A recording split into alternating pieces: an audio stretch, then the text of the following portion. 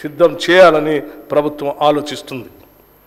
రాష్ట్రంలోని అన్ని పుర ప్రాంతాలని సమగ్రంగా అభివృద్ధి చేసేందుకు పూర్తి స్థాయి ప్రణాళికలు కూడా సిద్ధం చేస్తున్నామని తెలియజేస్తున్నాం.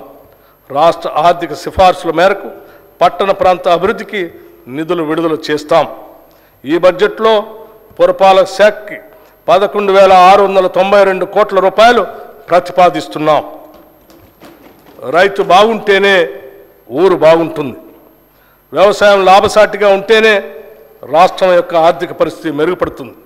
అందుకే రైతు రుణమాఫీ అంశాన్ని మేము మా ఎన్నికల ప్రణాళికలో కూడా స్పష్టంగా పేర్కొన్నాం.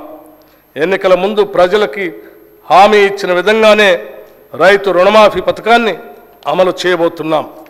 2 లక్షల రూపాయల రుణమాఫీపై త్వరలోనే మా కార్యాచరణ ఉంటుంది. అందుకు విధి విధానాలని రూపొందిస్తున్నాం. ప్రతి పంటకు మద్దతు ధర ఇస్తాం. ఈ సందర్భంలో మేము రైతు బంధు పథకం గురించి ఒక విషయం ఈ గౌరవ సభ ముందు ఉంచదలుచుకున్నాం. రైతు బంధు యొక్క ముఖ్య ఉద్దేశం రైతుకు పెట్టుబడి సాయం అందించడమేనని గత ప్రభుత్వం ఈ పథకాన్ని ప్రారంభించింది. రైతుకు సాయం అందించడం అనేది ప్రశంసించదగిన విషయమే అయినా ఈ పథకం పేరుతో అసలు రైతుల కన్నా పెట్టుబడిదారులు మరియు అనర్హులే ఎక్కువ లాభం పొందారని చెప్పడానికి ఎంతో చింతిస్తున్నాం.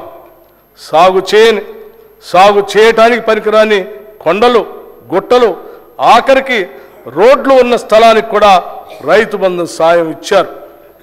పెట్టుబడిదారులు, బడా రియల్ ఎస్టేట్ కంపెనీలు కొనిపెట్టుకున్న వేలాది ఎకరాలకు కూడా రైతు బంధు సాయం అందింది. ఇది అక్రమం. ఇచ్చిన జీవోకి విరుద్ధంగా పథకాన్ని వర్తింపచేయటం అనేది గత ప్రభుత్వానికే సాధ్యమైంది.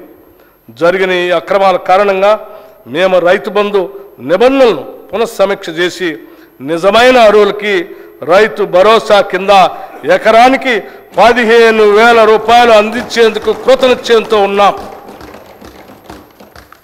గతంలో భిన్నంగా మేము కౌలు రైతులకు కూడా రైతు భరోసా సాయాన్ని ఇవ్వటానికి మార్గదర్శకాలు సిద్ధం చేస్తున్నాం. అదేవిధంగా ప్రధానమంత్రి ఫసల్ బీమా యోజన కార్యక్రమాన్ని ఆధారంగా చేసుకొని రాష్ట్రంలో పంటల బీమా పథకాన్ని పటిష్టంగా అమలు చేయబోతున్నాం.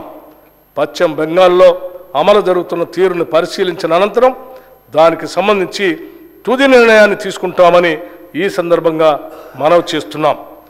రైతు బీమా పథకాన్ని కౌలు రైతులకు కూడా అమలు చేసేందుకు చర్యలు తీసుకుంటున్నాం.